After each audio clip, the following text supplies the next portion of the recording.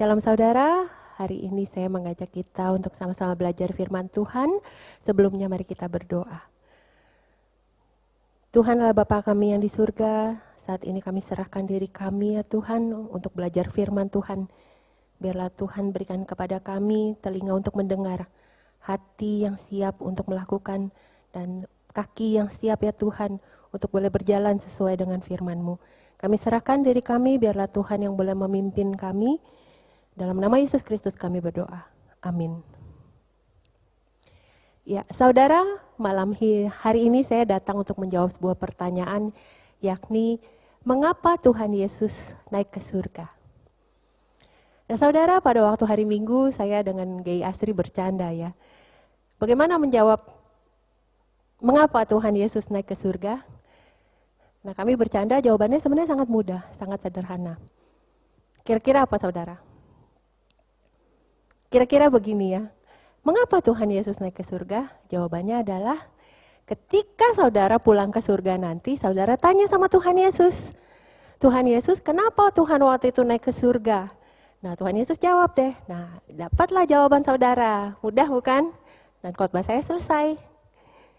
Ya, tentunya bukan itu ya saudara ya. Nah, hari ini kita akan sama-sama belajar. Saya ingin mengupas ada 4 hal yang kita bisa jawab dari mengapa Tuhan Yesus naik ke surga.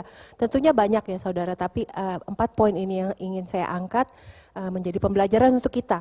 Yang pertama yaitu karena tugasnya sudah selesai di dunia.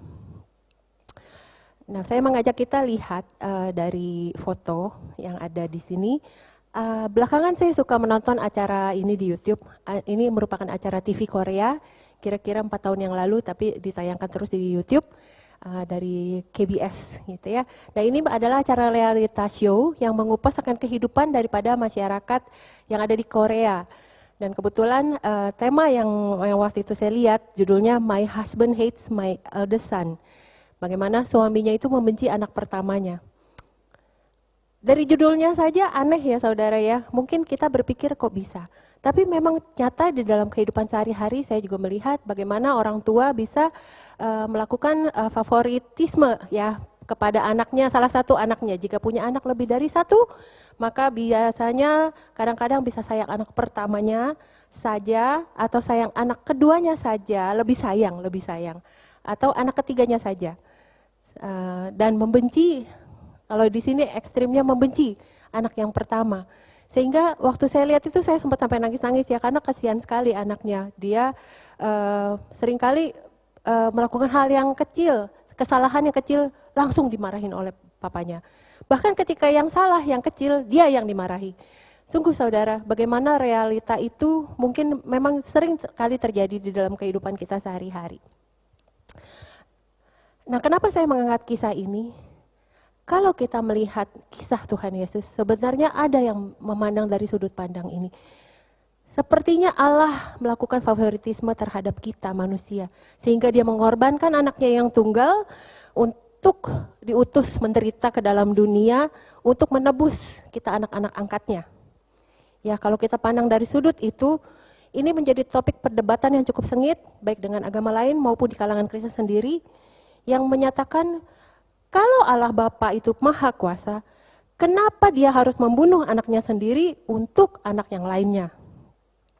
Ini yang menjadi tudingan dan hinaan bagi orang-orang yang tidak mengerti. Tetapi pandangan ini tentunya salah ya saudara ya, dan saya akan jelaskan kemudian. Dari sudut lain, banyak juga orang yang menganggap kematian Tuhan Yesus itu sebagai sebuah kekalahan. Setidaknya ini yang dipikirkan oleh para muridnya ketika mereka harus menghadapi kematian sang guru. Tentunya ini juga merupakan pemahaman yang salah ya saudara. Kematian Yesus itu merupakan awal dari kemenangannya. Kemenangan Yesus tidak dimulai ketika ia bangkit dari kematiannya. Sebaliknya, kemenangan Kristus dimulai ketika Yesus mengucapkan kata sudah selesai. Rasul Paulus menulis di dalam 2 Timotius pasal 4 ayat 7 sedemikian, aku telah mengakhiri teteleka, pertandingan yang baik. Aku telah mencapai garis akhir dan aku telah memelihara iman. Kalimat ini sengaja dipakai Paulus untuk meniru kemenangan yang juga Yesus proklamirkan di akhir pelayanannya di atas kayu salib, yaitu tetelestai. Nah, dari sini kita melihat bahwa Allah sebenarnya memang punya maksud atau tujuan utama, yaitu menyatakan keselamatan dari Allah atas manusia berdosa melalui Yesus Kristus. Saya ulangi sekali lagi. Allah punya maksud atau tujuan utama, yaitu menyatakan keselamatan dari Allah atas manusia berdosa melalui Yesus Kristus. Yesus menjadi kurban penebusan dosa bagi manusia. Yesus menggantikan manusia menanggung murka Allah. Yesus menjadi perantara atau jembatan relasi agar manusia dapat kembali bersatu dengan Allah. Dan Yesus sebagai tebusan atau bayaran bagi manusia yang menjadi budak dosa. Sehingga ketika tujuan-tujuan ini atau misi ini tercapai, maka Yesus harus kembali ke surga. Kisah tentang Tuhan Yesus ini saya ibaratkan seperti kisah Cinderella. Saudara tahu ya, kisah Cinderella, sang upik abu. Bagaimana dia judulnya biasanya happily ever after gitu ya, bahagia selama-lamanya.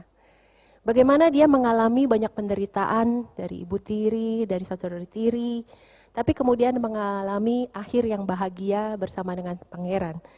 Nah, kisah Tuhan Yesus juga kurang lebih sedemikian.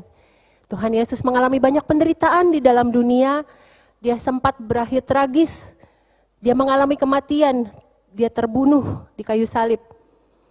Hal ini mungkin dianggap gagal oleh manusia, tetapi dianggap sukses oleh Allah karena memang menggenapi rencana Allah di awal.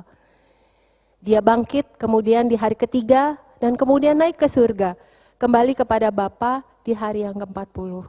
Happily ever after. Yohanes 19 ayat 30 menyatakan, sesudah Yesus meminum anggur asam itu, berkatalah ia, sudah selesai, tetelestai.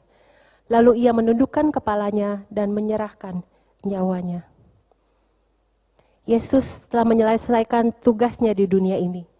Rencana Allah sudah digenapi, penyelamatan manusia telah dilakukan, kasih Allah telah dinyatakan. Yesus telah menggantikan kita yang menyerahkan dirinya sendiri kepada Allah sebagai kurban penebus umat manusia. Saudara, perkataan sudah selesai ini juga berarti melenyapkan akan ketakutan kita manusia. Kalimat ini seakan-akan menjadi kalimat sakti Yesus untuk menyatakan bahwa kutuk telah berakhir dan masa depan telah terbuka. Masa lalu yang pedih telah berlalu dan kita boleh menyambut akan hari yang baru. Perkataan ini seakan menjadi kalimat penenang dari Yesus kepada mereka yang takut, bahkan kepada mereka yang putus asa. Nah, kalau kita melihat sebenarnya ada 5 ketakutan yang dimiliki oleh manusia. Sebenarnya banyak ya, tapi saya sempat kuliah di Singapura dan biasanya orang Singapura bilang ini 5K gitu ya, the Singaporean 5Ks. 5 ketakutan orang Singapura. Apa itu? Yang pertama adalah kiasu, takut kalah atau takut ketinggalan. Nah, orang Singapura ini benar-benar memang kiasu. Apa-apa takut kalah atau takut ketinggalan daripada orang lain. Sehingga apa-apa tuh mau cepet, mau lebih dulu daripada orang lain. Gitu. Ya, kalau kita lihat kalau iPhone keluar langsung satu hari sebelum itu mereka sudah antri di depan toko iPhone untuk membeli. Itu kira-kira gambaran kiasu daripada orang Singapura. Yang kedua adalah kiasi atau takut mati. Kita semua pasti takut mati ya, tapi buat orang Singapura takut mati ini benar-benar menjadi jelas gitu. Bahwa mereka benar-benar takut untuk mengalami kematian. Yang ketiga adalah kiabor atau takut istri. Nah, tentunya ini lucu ya buat kita, tapi saya percaya banyak memang pasangan yang mengalami hal ini. Saya sendiri pernah mengalami bagaimana mereka benar-benar takut istri gitu ya. Ada seorang anggota jemaat saya, anggota paduan suara saya, dia lagi rapat gitu. Tiba-tiba dia terima telepon, dia keluar sebentar, teman-teman, terus dia balik, rapat belum selesai ya saudara, dia bilang, istri suruh pulang. Terus dia beres, dia langsung pulang saudara. Buat saya lucu, tapi demikian menggambarkan bagaimana mereka benar-benar takut istri, tunduk pada istri. Yang keempat, yaitu juga kiabo, saya nggak bisa intonasinya ya, mesti naik atau turun. Nah, orang Hokkien silahkan tolong saya katakan kepada yang lain bagaimana ini intonasi kiabol sama kiabo, bedanya apa ya. Nah, ini adalah takut tidak punya apa-apa atau takut miskin. Ini di kalangan orang metropolitan zaman now gitu ya, semua sekarang seperti itu, semua takut miskin, takut tidak punya apa-apa, termasuk kita. Yang terakhir adalah Kia Cheng Hu, kalau benar ya pengucapannya, atau takut pemerintah. Kalau kita tahu orang Singapura itu memang benar-benar takut kepada pemerintah ya, bukan seperti kita. Mereka bagaimana pemerintah itu sangat ketat, di mana-mana tuh denda, fee gitu ya, meludah $500. Kemudian kalau berani pipis di jalan gitu $1.000, buang sampah sembarangan $1.000 gitu. Jadi mereka benar-benar takut kepada pemerintah. Kira-kira ini adalah 5 ketakutan yang dimiliki oleh manusia. Nah, kalau disimpulkan dengan satu kalimat, ketakutan manusia ini disebabkan apa sih? Sebenarnya cuma sederhana ya saudara ya. Ketakutan manusia ini disebabkan oleh karena kita tidak bisa mengendalikan kondisi ataupun masa depan. Ya enggak?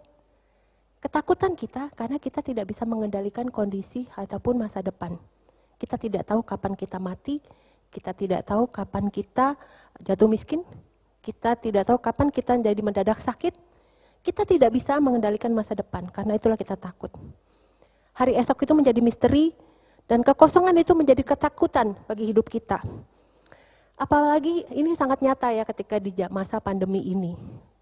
Ketika kita sudah pede gitu, semua orang bisa jalan-jalan, pergi ke luar negeri, pergi keluar kota, makan enak di mana-mana, tahu-tahu pandemi melanda. Dan semua yang kita sukai itu mendadak hilang daripada hidup kita. Kita harus tinggal di rumah. Kita mengalami takut. Bagaimana nanti kalau tertular, bagaimana sakit parah, kemudian mati, kita menjadi takut, benar-benar takut. Itu menjadi sangat nyata buat kita. Kematian itu menjadi satu tanda tanya besar bagi kita manusia. Tanda tanya apa? Tanda tanya, kemana aku pergi melanjutkan hidupku setelah aku meninggal? Kematian itu sudah nyata di depan mata ketika kita mengalami pandemi ini. Nah saudara, jawabannya hal ini telah diselesaikan oleh Yesus melalui perkataan sudah selesai atau tetelestai. Yesus menyatakan bahwa ia telah datang membawa harapan untuk kita. Kematiannya membawa kehidupan bagi mereka yang mati di dalam dosa, bagi mereka yang ketakutan dan bagi mereka yang putus asa. Yesus telah menggenapi rencana Allah. Karena itu dia harus kembali ke surga. Jika Yesus tidak naik ke surga, bagaimana ia dapat membuktikan bahwa dirinya adalah utusan dari surga? Jadi, kenaikan Tuhan Yesus ke surga menjelaskan bahwa dia adalah anak Allah. Sebagaimana tertulis dalam Yohanes 13 ayat 3, ia datang dari Allah dan kembali kepada Allah. Jadi, Yesus telah selesai melakukan tugasnya di dunia. Karena itu dia naik ke surga. Poin yang kedua saudara, bahwa Yesus naik untuk menyediakan tempat bagi kita di surga. Kenaikan Tuhan Yesus membawa konfirmasi akan harapan ini. Seperti yang dinyatakan dalam Yohanes 14 ayat 2-3. Di rumah Bapakku banyak tempat tinggal. Jika tidak demikian tentu aku mengatakannya kepadamu. Sebab aku pergi ke situ untuk menyediakan tempat bagimu. Nah, rumah Bapa ini di dalam bahasa Yunani, mone, nah bahasa Inggris diterjemahkan sebagai mansion. Ini artinya adalah berlimpahnya ruangan atau tempat, atau keabadian dari tempat tinggal. Salah satu terjemahan dari tafsiran menerjemahkan kata tempat sebagai tempat peristirahatan dari kelelahan. Nah saudara, di tempat itu orang percaya tidak lagi merasakan duka ataupun kesedihan ataupun air mata. Tuhan Yesus menjanjikan orang percaya tidak perlu khawatir setelah mengalami kematian. Bahwa ia telah menyediakan tempat yang terbaik yang penuh dengan sukacita bersama dia di surga nantinya. Jadi Yesus naik ke surga untuk menyediakan tempat bagi kita. Poin yang ketiga, bahwa Yesus naik untuk memberikan seorang penolong bagi kita, yaitu Roh Kudus. Saudara, hal ini juga Yesus lakukan untuk memberikan tongkat estafet kepada yang bertugas kemudian, yaitu Roh Kudus. Yesus di dalam dunia ini, dia terbatas sebagai manusia. Dia mengalami penderitaan yang berat karena keterbatasannya sebagai manusia. Dia juga tidak maha hadir, tidak maha tahu. Yesus di dalam keilahiannya, jangan salah ya saudara, Yesus tetap Allah. Tetapi di dalam keilahiannya, dia mengalami keterbatasan karena kemanusiaannya. Karena itu setelah tugasnya selesai, ia harus kembali ke rumah Bapa untuk memberikan jalan kepada Roh Kudus.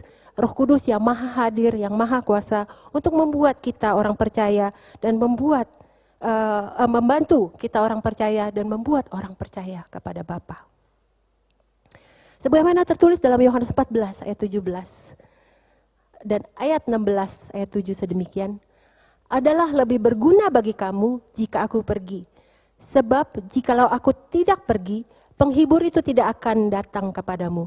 Tetapi jikalau aku pergi, aku akan mengutus dia kepadamu. Ia menyertai kamu dan akan diam di dalam kamu. Yohanes 14 ayat 26-27 demikian. Tetapi penghibur yaitu Roh Kudus yang akan diutus oleh Allah Bapa dalam namaku, dialah yang akan mengajarkan segala sesuatu kepadamu dan akan mengingatkan kamu akan semua yang telah kukatakan kepadamu. Damai sejahtera kutinggalkan bagimu, damai sejahtera kuberikan kepadamu, dan apa yang kuberikan tidak akan diberikan, tidak seperti yang diberikan oleh dunia kepadamu. Janganlah gelisah dan gentar hatimu. Saudara, ayat-ayat ini menjadi panduan untuk kita bahwa tidak ada lagi alasan bagi kita orang percaya untuk menjadi takut dan khawatir dalam menjalani kehidupan ini. Kenapa saudara? Karena ada Roh Kudus yang akan senantiasa menolong, menopang, menghibur, menguatkan kita. Karena itu Yesus naik ke surga, dia memberikan penolong untuk kita, yaitu Roh Kudus. Tidak perlu khawatir, tidak perlu takut, karena Sang Roh Kudus itulah yang akan menjadi pandu kita. Yang terakhir saudara, Yesus naik ke surga karena Yesus pasti kembali untuk kita. Jadi tidak hanya pergi, tetapi dia akan kembali untuk kita. Seperti kisah Cinderella yang tadi kita sudah angkat. Kebahagiaan ever after kita kelak, yakni ketika Yesus kembali ke dunia untuk menjemput kita. Yohanes 14 ayat 3-4. Dan apabila aku telah pergi ke situ dan telah menyediakan tempat bagimu, aku akan datang kembali dan membawa kamu ke tempatku, supaya di tempat di mana aku berada, kamu pun berada. Dan kemana aku pergi, kamu tahu jalan ke situ. Saudara, kenaikan Tuhan Yesus ke surga memberikan jaminan dan kepastian bahwa kita orang percaya, bagi kita orang percaya, bahwa kehidupan kekal dalam kerajaan surga itu nyata. Karena dia pergi untuk menyediakan tempat bagi kita dan kembali untuk membawa kita bersamanya. Dia pergi untuk menyediakan tempat bagi kita dan kembali untuk membawa kita bersamanya ke tempat yang sudah Tuhan sediakan untuk kita. Karena itu biarlah kita bersama sambil menyongsong kedatangannya kembali untuk menyambut kita, untuk menyambut kita. Marilah kita senantiasa hidup di dalam ketaatan. Akan ada upah besar yang menanti kita. Kebahagiaan bersama dengan Tuhan Yesus di surga. Amin. Mari kita berdoa. Tuhan, biarlah kenaikan Tuhan Yesus menjadi kekuatan untuk kami, menjadi pandu untuk kami, bahwa ada ya Tuhan, Roh Kudus yang akan terus memimpin kami, bahwa Tuhan sudah naik karena telah menyelesaikan tugas di dunia, sehingga boleh menyediakan tempat untuk kami di surga. Dan setelah Tuhan sudah siap, boleh memanggil kami, menjemput kami kembali untuk bersama dengan Tuhan di surga. Sungguh ya Tuhan, biarlah ini terus menjadi pengharapan untuk kami, untuk terus bergiat dan taat sambil menantikan kedatangan-Mu. Terima kasih Tuhan, kami serahkan diri kami, biarlah selalu di dalam panduan akan Roh Kudus. Dalam nama Yesus Kristus kami berdoa. Amin.